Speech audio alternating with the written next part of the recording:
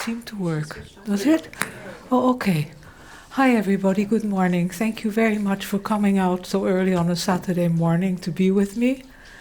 And before I start my presentation, I want to tell you a little story.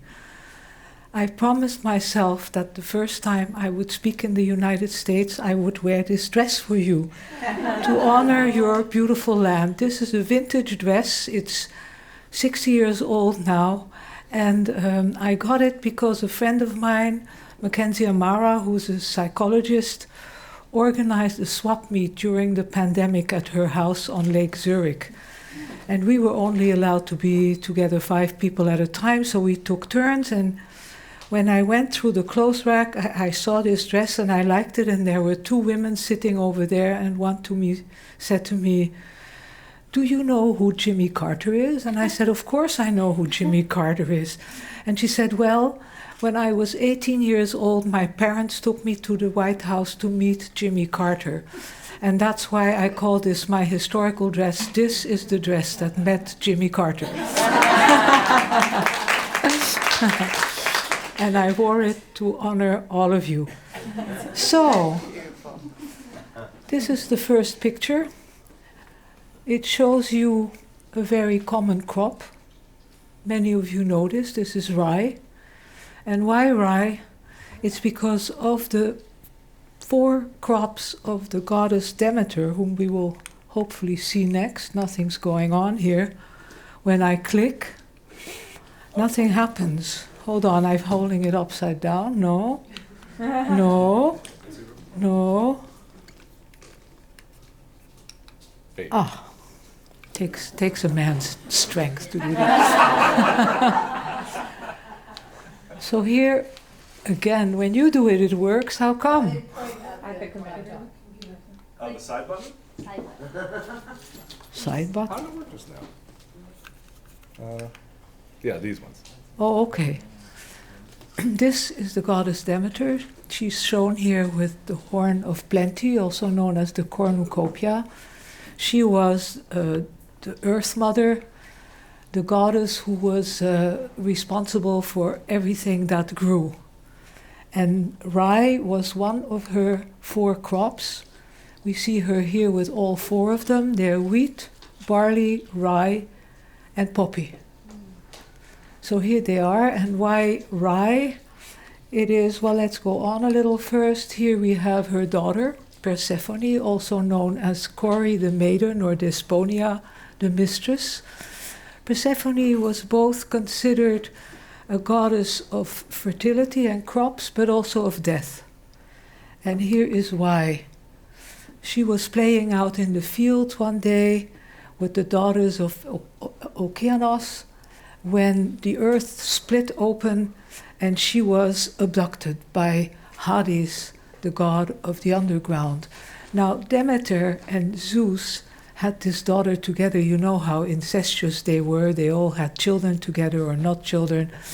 And Hades, in fact, was Zeus's brother, and he asked to have Penelope for his wife, and Zeus said okay, and there probably would have been nothing wrong with that, except that they didn't tell Demeter about it. So Demeter was bereft when she found out. You see Hades here with her. This is a modern rendition. I think that first it was an abduction and then it became a seduction. So I think that there was some kind of, they ended up being in love, I think, but still it was very difficult for Demeter to lose her daughter. Here we see the 2 of them together. Penelope is carrying a torch. Her mother is carrying the insignia of her power. And here we have Hades and Persephone, supposedly already in the underworld, where he offers her something to drink. What you're seldom told is they also later had a child together. It's not as if they didn't get together. And why I don't think it was the story of a rape is because she was too high ranked for that. I don't think that Hades could just have raped his brother's daughter. I don't think that would have worked out. So here's Demeter. When she found out she couldn't find her daughter anymore, she got very, very upset and very sad, and she roamed the land looking for her daughter everywhere, and she couldn't find her until Hecate told her, advised her to ask the sun where her daughter might be. And the sun said, well, I saw this abduction, and so on and so forth. So Demeter was desperate. She didn't quite know what to do, and here you see her crying over the loss of her daughter and sitting at this well that you can see in Eleusis or Elysium, where she sat and cried until two girls came up. They were the daughters of King Kilios of Eleusis, and they asked her whether she wouldn't come to the court with them so they could make her more comfortable, not knowing who she was, because she was disguised just as an old woman, a crone. So she went along, but in her despair, what she did is she turned everything barren. Nothing grew anymore, anywhere. And she went to the palace of the king. She took care of one of the king's children, the youngest one, and she loved him very much. And she decided that she wanted to turn him into an immortal. And for this, she put him in the fire every night, in the embers of the fire. But when Metanera, who was the wife of the king, found out, she got very suspicious, also because this child was growing so fast. And nobody could understand why. And finally, Demeter had to reveal herself because she had no choice, and she berated Metanera, and she said, why, you really have little faith, and how come? And so she said, well, to make up for this, you're going to have to create a festival for us, for me and for the Kore. And here you see her. She did feel some gratefulness for the hospitality she was given, and this is Triptelemos, has a funny name. He is given the secrets of cultivation. The Greeks think that cultivation of crops started in the Rarian plain, which is around between Eleusis and Athens, and that this was the origin of agriculture. So he gets the secrets of cultivation and possibly also the secrets of the magic potion that they later doled out at the Eleusinian mystery. This the scholars do not agree upon. This is Eleusis. This is the hero Odes, the holy road that where the mysteries, the initiation to the mysteries started. There were two mysteries. There was a lesser mystery where you were prepared and learned everything you needed to know. Everybody could come to these mysteries providing they spoke Greek, and they hadn't committed a murder that was unredeemed. And by that I mean, if you were in the army and you had killed somebody, that was considered as, you had a clean slate after that. But if you had murdered a civilian or so, you could never go to Eleusis. Other than that, anyone could go, but they had to learn Greek because it all took place in Greek. If you didn't know Greek, there was no sense in going. So they started out here. First they had this first initiation, and they started out here on this holy path or holy road, which is below the Acropolis in Keramaikos. And they continued. Here this is an old photograph from the early 1900s where you can see well how everything was just countryside. It took them the whole day to walk there. It's about 15 miles or 14 miles, 20 kilometers between Athens and Eleusis. And this procession was not the way we imagine. It was a pretty wild affair. They drank, they laughed, they sang. It was not a holy thing. They were celebrating. So here you see this is part of this holy way is kept. This is in Athens itself. And why I show this is you can see very clearly that there was a division in the middle. So they had one side for going there and the other side for coming back. Here's another little part that's left just to show you how it's become buried, but they're working at it. They want to see whether they can more of it, open up more of it again. So here we are at Eleusis itself, or Elysium. As you can see, it's very, very, very big. Was a huge terrain. This is part of the Telestrian, which was the Holy of Holies. So up to 3,000 people could go, but not all 3,000 could be initiated. To be initiated, for one thing, you know, religion is always expensive. You had to cough up a substantial amount of money. And also you needed to have more preparation than the people who just came there.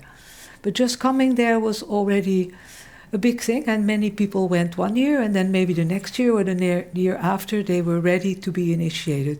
You could only be initiated once, but you could go to Eleusis after that, or Elysium, as many times as you wanted.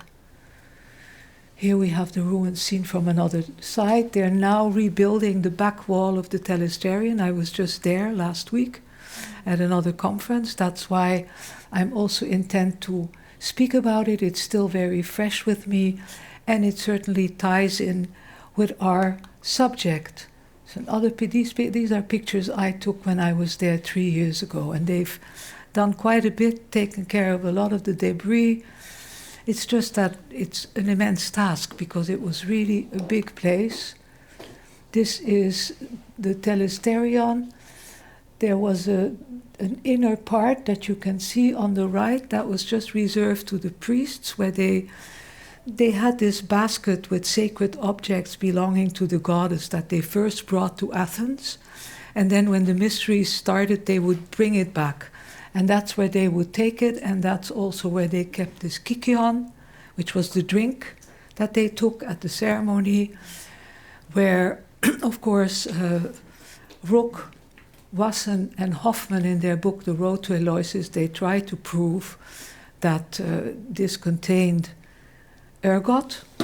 It has not been proven there, but in the Keys of Immortality, the book by Brian Murarescu, it has been shown that it was used at a similar cultic place in Spain, and also this was from a chalice, and also in Egypt they proved it from remnants on a tooth. This is a new science. It's called archaeochemistry. It's brand new, and in Eleusis they haven't been able to do much yet. For one thing, the archaeologists there insisted that all the vessels had been very well cleaned, which is not an advantage, obviously. But you know, what means clean to us and what means clean to archaeochemistry is probably not the same thing. So there's hope. Here we have one of the charactites that they had there. You have to imagine that this was in full color. I've seen a rendering of it where the dress is red and very colorful. So these were 2 pillars, one on this side, one there, that you walked through to get into this Telesterion. And the Telesterion had no windows. It was a dark room. It was like a theater. There were many seats around. And we imagined that they did some kind of sound and light show in there, like we would say today.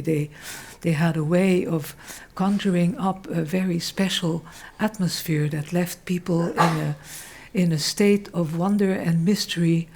And then they were given this drink, and probably, they think, afterwards there was a high priestess who enacted Demeter, and the whole purpose of the ceremony is to make people feel that death was nothing to be afraid of, that death was just the beginning to a new life, and people who had witnessed this ceremony came out of there not being afraid of death anymore.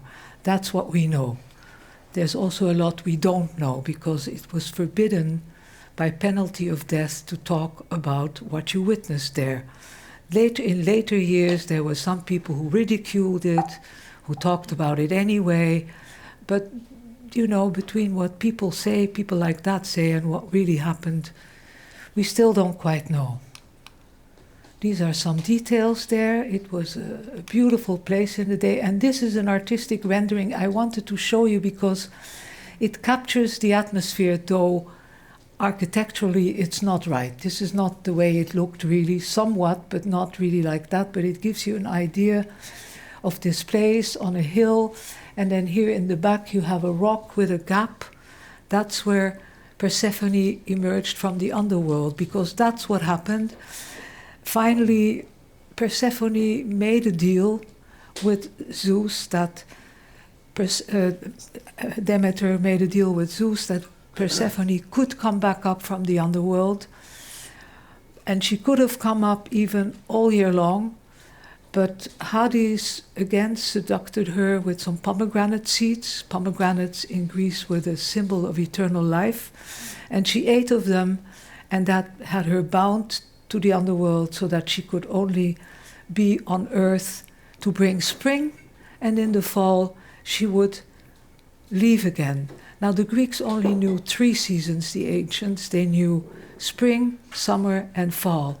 There was no real winter, it wasn't cold enough. So there was this sort of winter, and then she would come back and everything would start to blossom again. Now, when I saw this picture, I really was shocked and finally understood that LSD and ergot had been tied to women all along. This shows a picture. You must know that Sandoz didn't just produce LSD. Albert Hofmann and others invented a whole slew of medicines that had ergot in them, or ergot as their base. There was dihydroergot for migraines. And interestingly enough, most of them revolved about women. There were medicines to strengthen your veins, medicines, of course, like Methergin, the most famous one, for childbirth. There was Parlodel, which was an, what do they call it, a dopa antagonist. It's taken for Parkinson, which of course doesn't only affect women. But that's about the only one. All the others, well, migraines also affect men, but disproportionately more women. So they had a big, big need for ergot. And LSD was a semi-synthetic drug, so they had to have the actual fungus to be able to make it.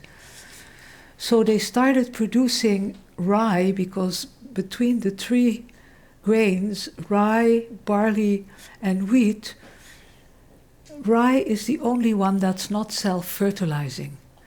Self-fertilizing means that the grains, the ears, do not have to open up. With wheat, it doesn't open up. It fertilizes itself. It's self-pollinating, whereas the rye has to blow out the pollen as it is over a whole field, and then it inseminates itself that way, in a very complicated way. I mean, I'm not an agriculturist. I don't want to repeat all of this that I read about. But anyway, they chose to cultivate rye because of the ears and the husk being open. It was much more easily infected, or so they decided to inoculate it. And this was not a new idea. There was an Austrian who had invented this pistol, and they were already experimenting for a while.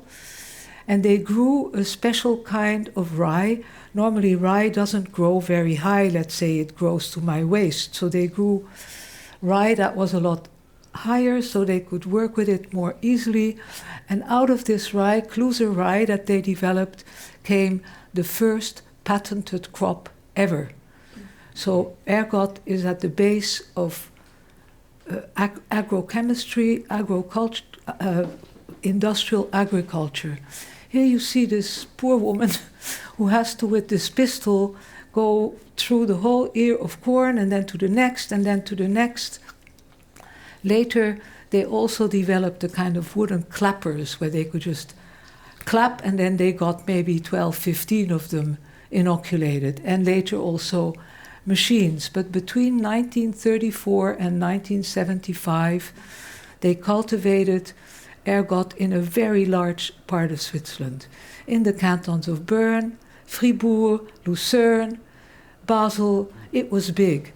They recruited unemployed people for that. There was about 400 of them. 250 were men, 150 were women.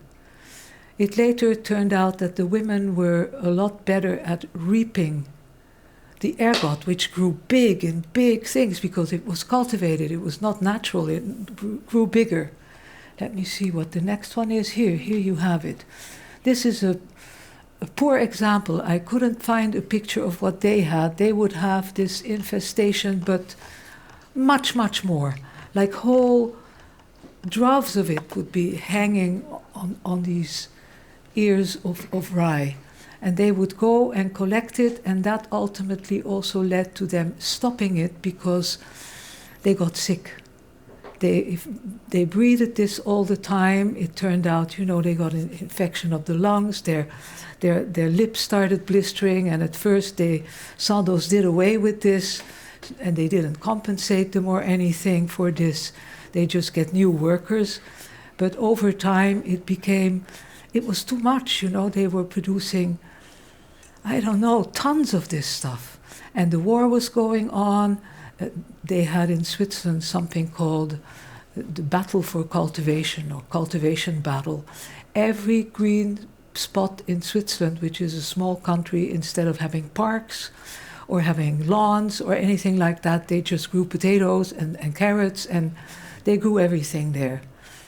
And this was as a part of what they called the mental defense of the country, so that they could be self-sufficient, because Switzerland normally has to import. We're not totally self-sufficient. But during the war, that's what they did.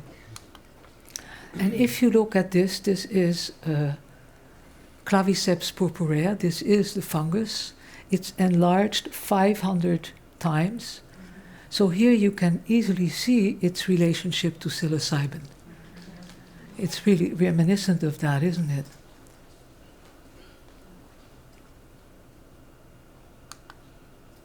And here we have, of course, LSD. As you can see, this was not made in Switzerland. This was made in Hanover, Maine. They had a factory here. When there was a hiatus between 1943 and 1947 in the history of LSD because of the war. Albert Hofmann had to go, we have this militia army, meaning that nowadays they're not so strict anymore, but in the old days, or when I grew up, it still really meant a lot. Your rank in the army had to, decided what career you were going to have. If you weren't an officer in the Swiss army, no way you were going to rise up in a business beyond a certain rank. Albert Hofmann had to go for quite a while. Normally it was you went every year for 3 weeks. And then later when you were past 40, you went every 3 years for 3 weeks or 5 weeks. Always being fully compensated by your job, full pay. So he was away for a while. He experimented while he was in the army. It's actually quite funny. His comrades thought he was a bit batty because he was having too good a time while he was being in the army. He was stationed in southern Switzerland. And here we have him, the famous bicycle ride.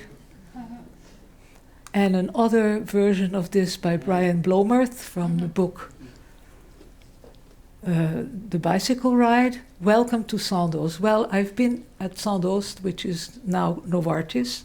They have revived Sandoz. They consolidated 2 big companies, Ciba, Geigy, and Sandoz in 1985 became Novartis, one of the 10 major pharmaceutical companies in the world. And they have revived Sandoz for their generica. Of course, they don't make LSD anymore.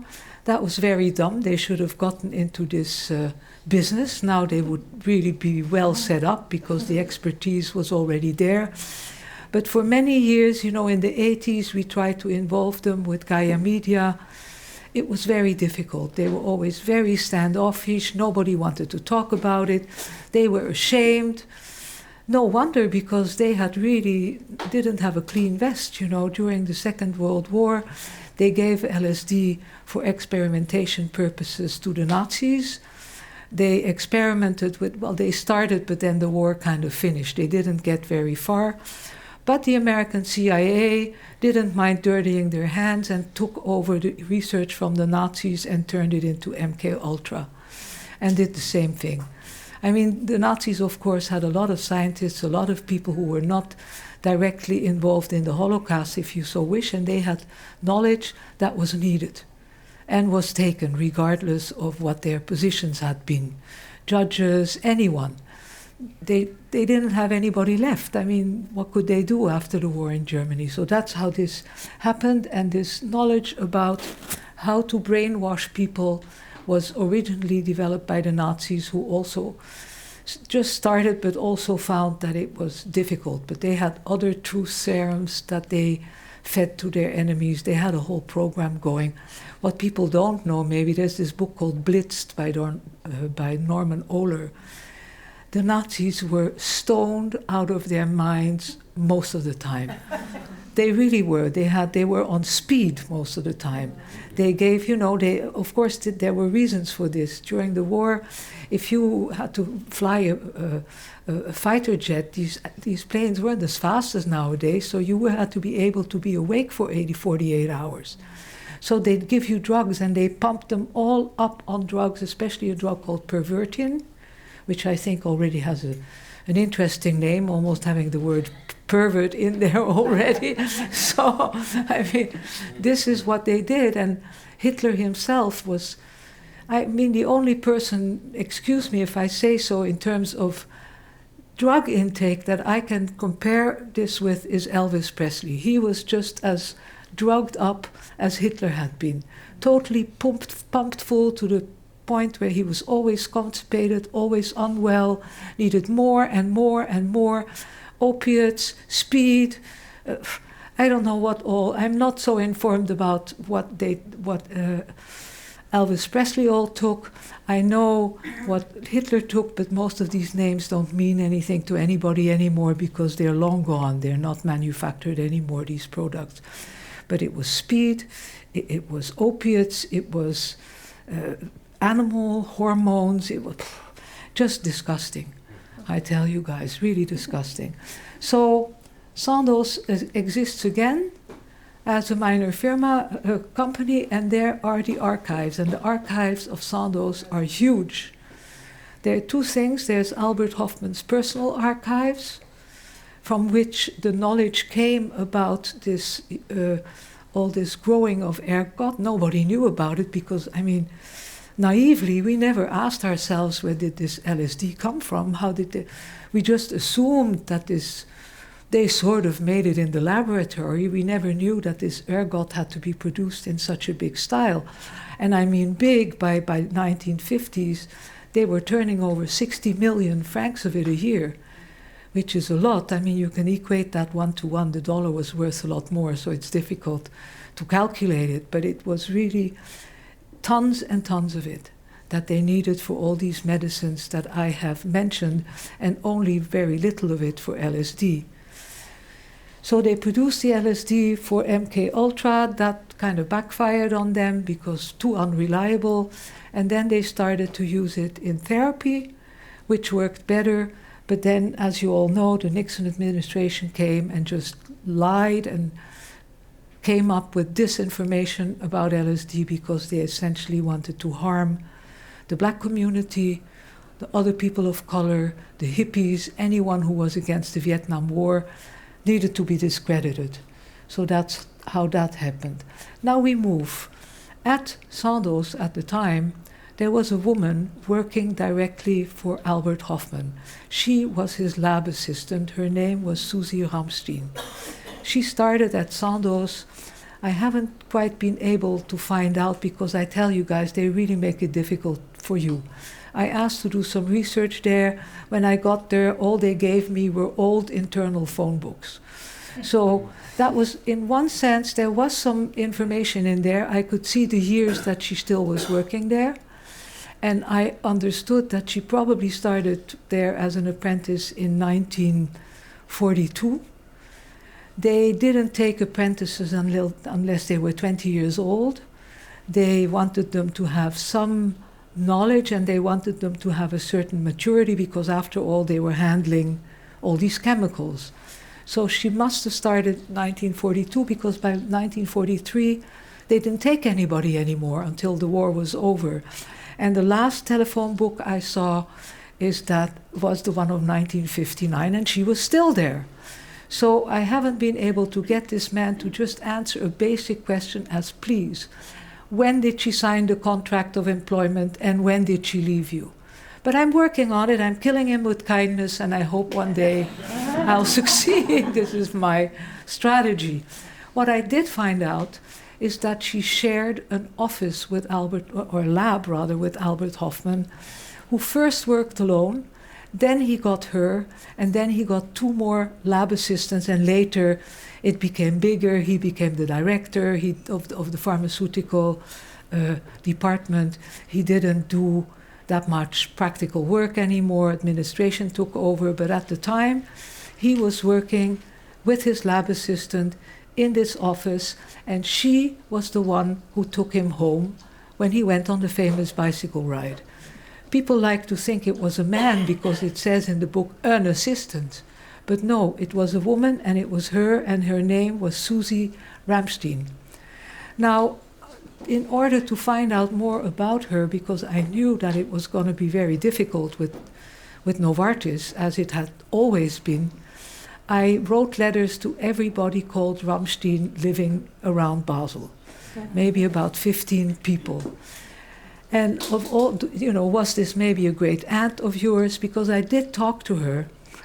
Maybe I should start with this, because during the conference that Maria Vittoria mentioned, my friend Michael Horowitz was being interviewed by this Dutch filmmaker, and the Dutch filmmaker, also a friend of mine, said, "Why don't you just sit down and quickly interview him?" So I did. I did this interview with Michael, and it went so well that Michael, to compensate me, gave me the present of this knowledge about this assistant. He said her name was Susie Weber Ramstein. Weber was her married name. And why don't you find her? And she was the first woman to take LSD. So lo and behold, we have this electronic telephone book. If you have a landline, you can just put in the name and it spits out the people who have a phone number with that name. So I immediately found her. And I did what I always do. I don't call people up because I think it puts them on the spot. So I wrote her a letter saying, would you perhaps be the first woman to have taken LSD? And she called me up on the phone. She was 84 years old at the time, 2006. And she said, yes, it's me. I'm the Susie you're looking for. And she had this very lively voice, and she told me all about her first trip and how, she didn't take her bicycle, of course. She took the streetcar, more safe, and she didn't take as big a dose. I later found it in Hofmann's notes in Bern, and all of his private archives are in Bern now, in the Institute for Medical History, where it's much easier to research. So I looked it up, and she took 120 milligrams the first time.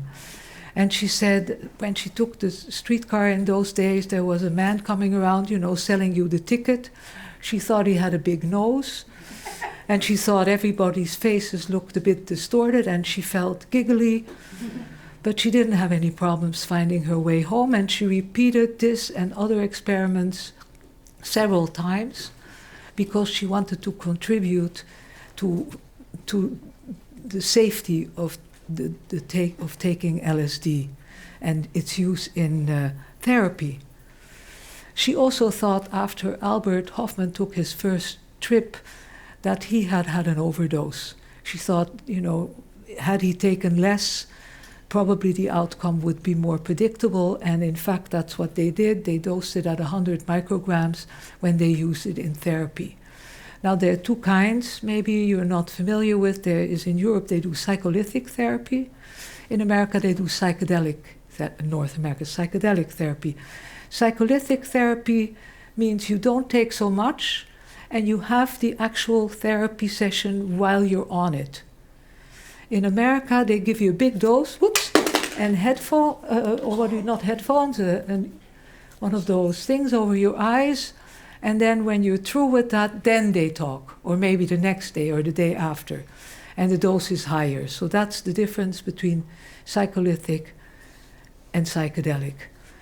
So that's what they started working with. But anyway, to come back to this Susie Ramstein, I wanted to find out more about her because she was very open about her experience, but when I asked her about her family or her background, she clammed up. She didn't want to say anything That was very current in those days, in the 80s, 70s, 80s, even 90s, up till now, in part. People were very protective of their families because if they were in any way associated with LSD, whoa, you know, that would really damage their reputation. Look at those people, they're involved with drugs, you know, that kind of thing. So she didn't want to talk about it. Among the 15 people I wrote to about, there was one man who said yes. His name is George Ramstein. He's also old now, older than me. And he said, yes, I know of her. We used to meet. This is a very old family. This family originates like this Ramstein family. They originate like in the 11th or 11th century. They came from a part of what's now Alsatia, and they came to Switzerland, and they took on the name von Ramstein. And then they became vassals of the Habsburgs, and they got a title. They became baronets or barons, and they had 3 castles over the years. They had this one, the Castle Ramstein. No, and then they had this. This is the Castle Gilgenberg. It's a ruins. You can't tell, but it is. This is just the good side of it. And then they had Castle Zwingen, which is quite in good shape. You can visit it nowadays. And they would meet once a year. They'd meet here. Every first week of September, the whole Ramstein family, and it's a big family. Parts in Basel, later I found out parts in Bern. I was very sure that she was part of this optician family. That was a prominent family in Basel, and that was why she didn't want to talk about her family. I'm not so sure anymore, though we think so. Also the historian at the archives in Bern, they think so. But we'll find out, I hope. So they would meet there, but Susie never came to the meetings. She never went. Maybe because she came from a more prominent part. Anyway, this family, its nobility, after a while, well, there are about 12 or 15 of them buried in the Basel Minster. They have plaques there, everything. It's difficult to find because it's in Latin and it's high up in part.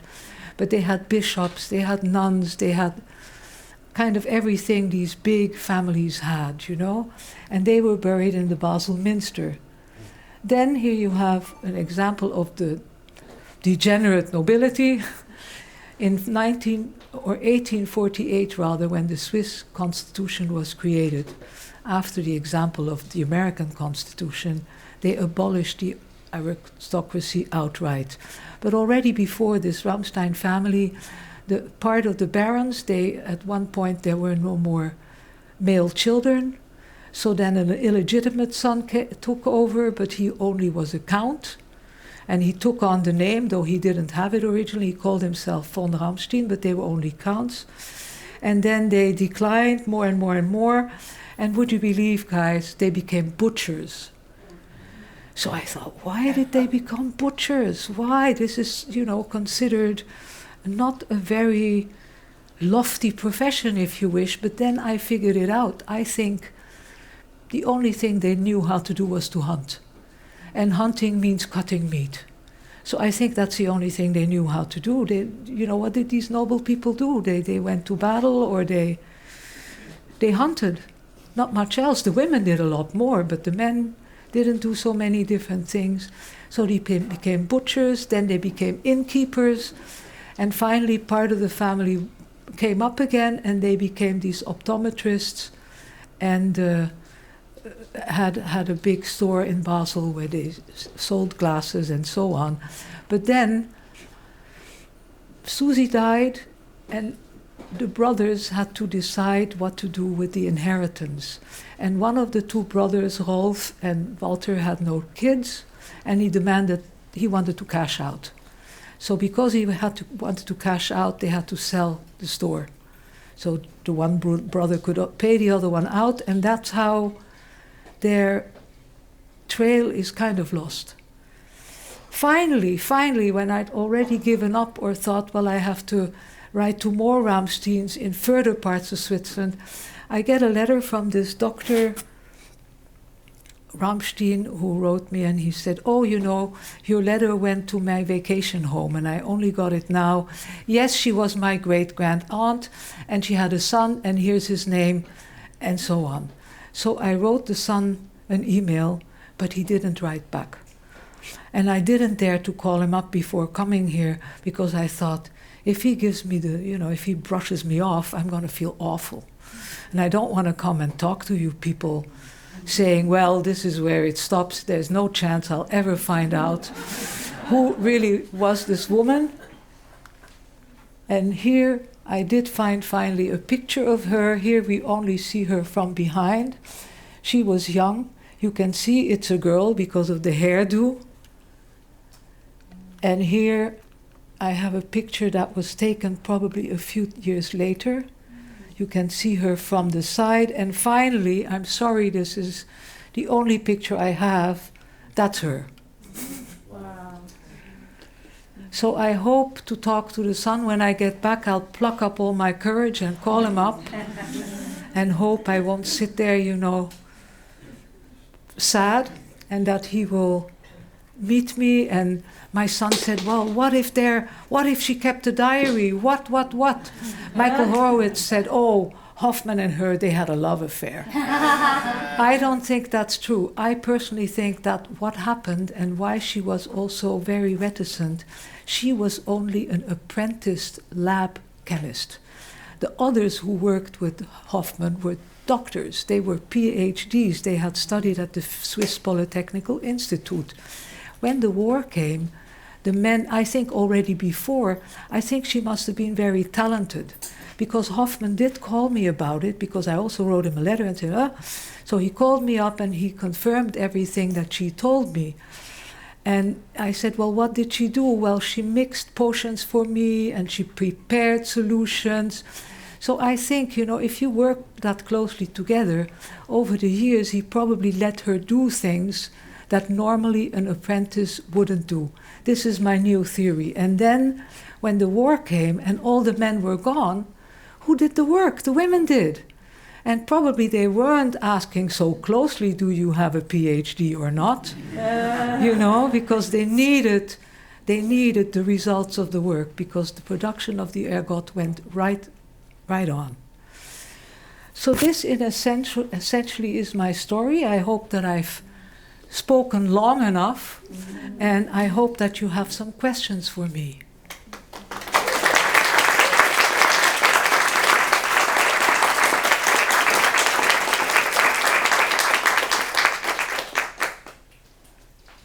Yes, please.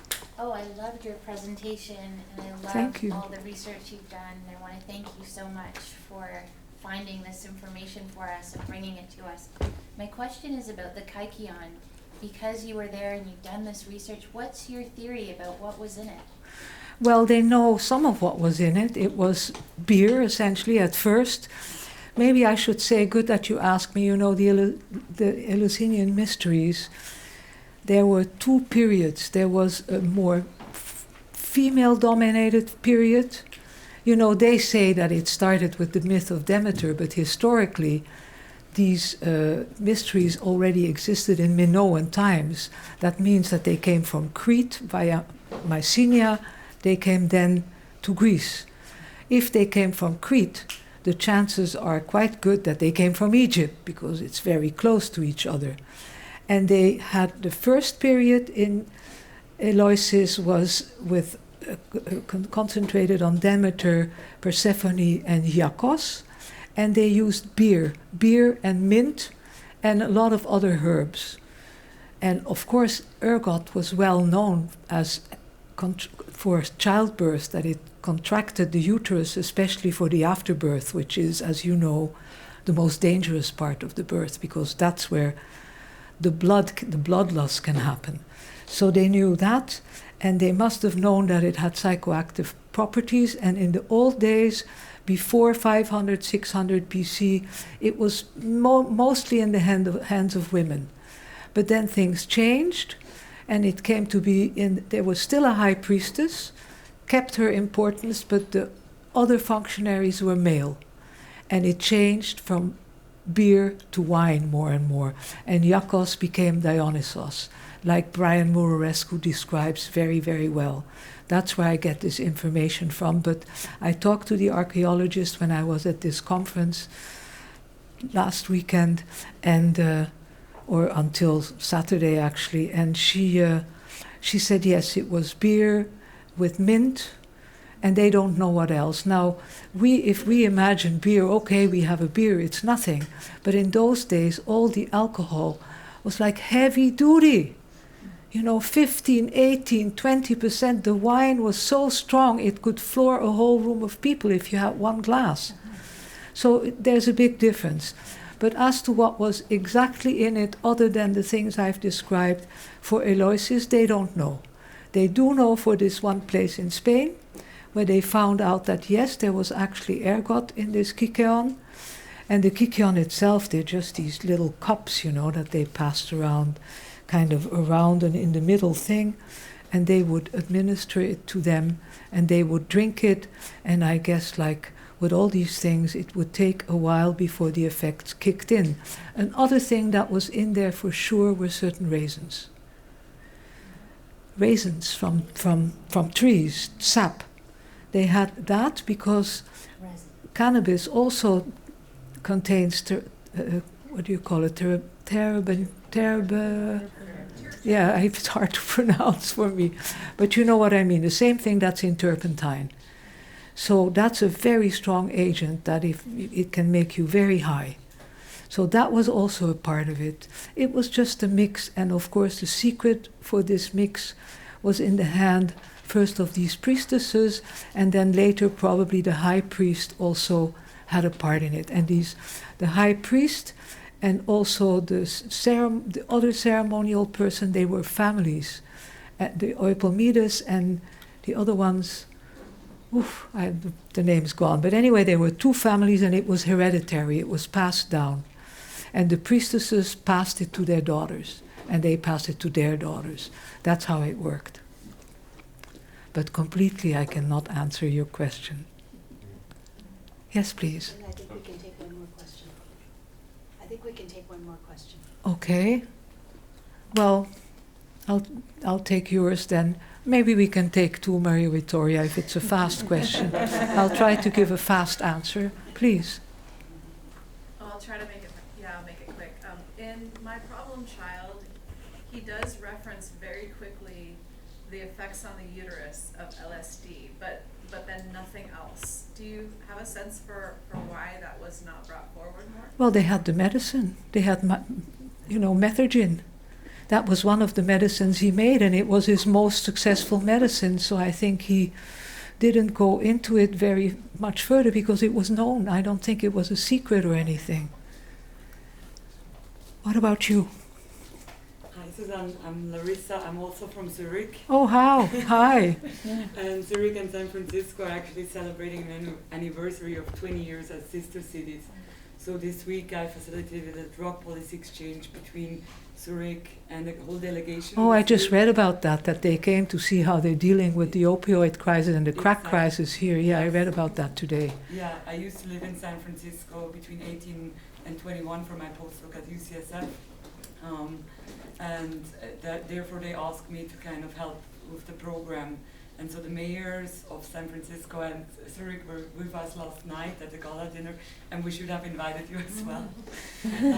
So my question is, looking back to that time, how much did the general population knew about the psychoactive effects of the plants, and was there any movement by any group to say that they should not synthesize all of it, but really work with the plants?